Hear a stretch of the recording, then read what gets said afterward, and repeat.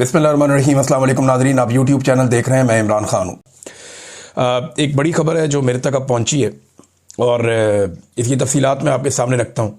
3 चीज़ें ऐसी हैं जिनके ऊपर अभी ये तय कर लिया गया एस्टेब्लिशमेंट की जानिब से कि इनके ऊपर ज़ीरो टॉलरेंस होगी और इनकी तैयारी की जा रही है।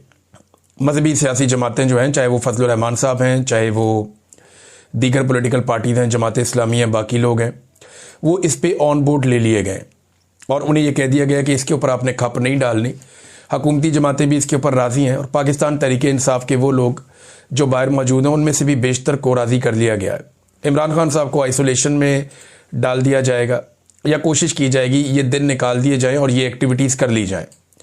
इनमें जो 3 चीज़ें जिनके ऊपर बिल्कुल किसी किस्म का कंप्रोमाइज़ नहीं होगा, ज़ीरो टॉलरेंस होगी और एक क्रैकडाउन भी शुरू कर दिया गया सोशल मीडिया पे, जिसका आगाज़ हो गया है। मुझे पता चला कि जिमी विर्क नाम से एक अकाउंट है सोशल मीडिया का, ये कोई बैरून मुल्क साहब रहते हैं और उनके भाई को उठा लिया गया फैसलाबाद के नज़दीक से और उनको उठाने के बाद जो है वो दबाव डाला जा रहा है और वहाँ से जो इतलात आ रही हैं वो भी यही इतलात हैं कि इन्हीं चीज़ों से मुतअल्लिक़ रियासत को प्रॉब्लम हो रही है। जो पहला प्रॉब्लम है वो इसराइल फ़ौज भिजवाने के मामले पर है। जो मिलिट्री एस्टेब्लिशमेंट है वो नहीं चाहती कि इसके ऊपर डिस्कशन हो, कोई ज़्यादा बातचीत हो, वो इन चीज़ों को नॉर्मलाइज करना चाहते हैं। वज़रा जो हैं वो रोज़ाना इसके फ़ायदे गिनवा रहे हैं। वो ये बता रहे हैं कि जनाब कोई फ़र्क नहीं पड़ता, इसराइल जानी चाहिए फ़ौज, फ़लस्तीन पहुँचनी चाहिए फ़ौज इसराइल की मंजूरी के बाद। यानी डोनाल्ड ट्रंप की ख्वाहिश है, इसराइल की मंजूरी है और हमास को गैर मुसल्लह करना है और इसराइली जो सरहदें हैं उनको महफूज बनाना है, जबकि फ़लस्तीनियों की हिफाजत का एक दावा है। हकीकतन तो ये है कि फ़लस्तीनियों की जो एक मुज़ामत है या एक जद्दोजहद आज़ादी है वो अब हमेशा के लिए ऐसा लगता है कि ख़त्म होने जा रही है और जो इसराइल नहीं कर सका वो ये फ़ौज कर देगी जो अब जा रही है फ़लस्तीन में या गाज़ा में। तो नंबर 1, इसके ऊपर किसी किस्म का वो कहते हैं जी कोई बात ना करे। इसके ऊपर बहुत दबाव आ रहा है सोशल मीडिया के ऊपर, जो लोग इस पर बात कर रहे हैं उन पर बहुत दबाव आ रहा है और रोका जा रहा है कि इसके बारे में बात ना करें। नंबर 2, अफ़गानिस्तान से लड़ाई और कबायली इलाकों में ऑपरेशन पर इस हवाले से भी ज़ीरो टॉलरेंस है। वो कहते हैं जी इस बारे में तो बात ही ना करे कोई, क्योंकि ये दोनों चीज़ें याद रखिएगा जुड़ती हैं डोनाल्ड ट्रंप के साथ। ये दोनों चीज़ें डोनाल्ड ट्रंप की ख्वाहिशात की तकमील में हो रही। यानी डोनाल्ड ट्रंप की ये ख्वाहिश है कि पाकिस्तान इसराइल को तस्लीम करे, पाकिस्तान इसराइल के साथ अच्छे ताल्लुकात बनाए और हमास को हमेशा के लिए ख़त्म कर दिया जाए और जहाँ फ़लस्तीनी है वो वहाँ महदूद रहें। फ़लस्तीनी रियासत बने या ना बने उसके बारे में वो अभी तक कन्फ्यूजन का शिकार हैं डोनाल्ड ट्रंप। तो इस हवाले से पाकिस्तान की एस्टेब्लिशमेंट डोनाल्ड ट्रंप को फॉलो कर रही है। अफ़गानिस्तान में डोनाल्ड ट्रंप को बगराम एयरबेस चाहिए। उन्होंने कहा जी अगर ये काम करोगे तो ठीक है, नहीं तो फिर हम ये बताएंगे। अफ़गानियों के लिए हालात मुश्किल हो जाएंगे।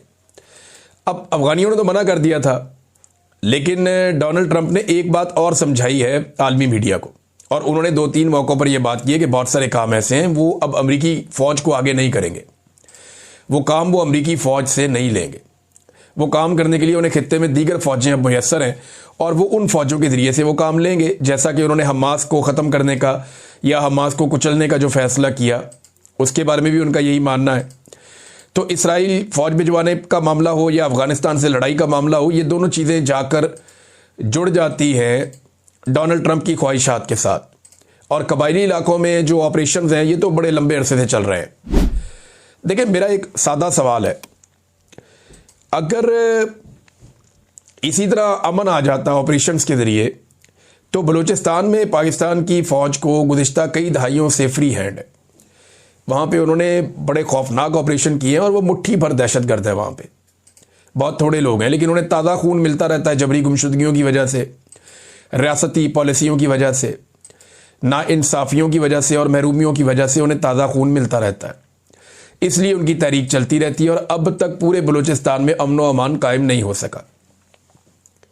बलूचिस्तान में वो इलाके जो छावनियों की तरह बंद कर दिए गए हैं वहाँ आप कुछ ज़िंदगी गुजार सकते हैं, बाकी एरियाज़ में आप महफूज नहीं होते। किसी वक्त भी आपके साथ कुछ भी हो सकता है। किसी सड़क पे आप ट्रैवल कर रहे हो और कई दहाइयों से फ़ौजी ऑपरेशन वहाँ चल रहा है। अगर फ़ौजी ऑपरेशन मसले का हल होता तो इंतहाई कमज़ोर वहाँ पे जो दुश्मन है उसको अब तक शिकस्त दे दी जाती। ये जो इस तरह की लड़ाइयाँ होती हैं इसमें आपने बयानियाँ खड़ा करना होता है। थोड़े दिन पहले मैंने इस पर तफसीली बात की थी। तो जब बलूचिस्तान में अमन नहीं आया तो अब कबायली इलाकों में अमन कैसे लेकर आएंगे? कबायली इलाके के लोग ये कह रहे हैं, और सुहेल अफरीदी भी ये कह रहे हैं, और जो उनके हमायती हैं बाकी लोग वो भी ये कह रहे हैं कि ये अमन के लिए तो है ही नहीं ऑपरेशन, ये तो मादनियात के लिए, हमारे वसाइल पे कब्जे के लिए ऑपरेशन है, और यहाँ से हमारी मादनियात उठाकर ले जाई जाएंगी और दुनिया को बेच दी जाएंगी, और खैबर पख्तूनख्वा के जो कबायली हैं उन्हें क्या मिलेगा? कुछ भी नहीं मिलेगा। तीसरा नुक्ता जो है ना वो आर्मी चीफ की एक्सटेंशन का नुक्ता है। मैंने आपसे कहा ना कि 3 चीज़ों के ऊपर क्रैकडाउन भी होने जा रहा है, 3 चीज़ों के ऊपर ज़ीरो टॉलरेंस भी फैसला कर लिया गया है, और इन 3 चीज़ों के ऊपर रियासती बयानियाँ बनाने के लिए बहुत सारे लोगों को राब्ता भी किया गया है। यानी इस वक्त वफाकी वज़रा हों या बाकी लोग हों जो एस्टेब्लिशमेंट के ज़्यादा करीब हैं, वो इसराइल फ़ौज भिजवाने के फ़ायदे गिनवा रहे हैं। उसको कभी सआदत कहते हैं, कभी कहते हैं मस्जिद अक्सा हमें मिल गई है। तो मुझे वो वीडियो भेजनी है ज़रा इन टाउटों ने कि मस्जिद अक्सा में पाकिस्तानी फ़ौजी खड़े हुए हैं और हिफाजत कर रहे हैं मुसलमानों की। ज़रा वो वीडियो मुझे भिजवा देना जब फ़ौज यहाँ से जाएगी तो। दूसरा वो ये कह रहे हैं कि जी पार्लियामेंट को हम एतमाद में लेंगे, लेकिन हम करेंगे इसको इस तरह करेंगे, इन कैमरा करेंगे, कि पब्लिक नहीं करेंगे कि क्या बातचीत हुई वहाँ पे इसराइल फ़ौज भेजने के हवाले से, और फैसला तो जिन्होंने करना है उन्होंने ही करना है, तो वो पार्लियामेंट में तो नहीं होगा। दूसरा वो ये कह रहे हैं कि कैबिनेट की हम मंजूरी ले लेंगे। तो जिस तरह की कैबिनेट है इससे तो आप जिस मर्जी काम की मंजूरी ले लें, कोई भोंडे से भोंडा और बदतरीन काम भी आप इनके सामने रख दें और कहें जी ऊपर से ऑर्डर आ गया मंजूरी देनी है, तो वो फौरी तौर पे मंजूरी दे देंगे। अब आर्मी चीफ की एक्सटेंशन के हवाले से एक माहौल बनाया जा रहा है और रोज़ाना तारीफ़ों के पुल बांधे जाते हैं। कोई ना कोई ऐसा स्टेटमेंट आ जाता है जिसमें आर्मी चीफ की तारीफ हो रही होती है, जैसे कि अंसार अब्बासी साहब हैं, अब उनको इस्तेमाल किया गया है। अभी सुहेल बड़ाइश साहब की भी बारी है, थोड़े दिनों में वो भी लिखेंगे कुछ ना कुछ ऐसा।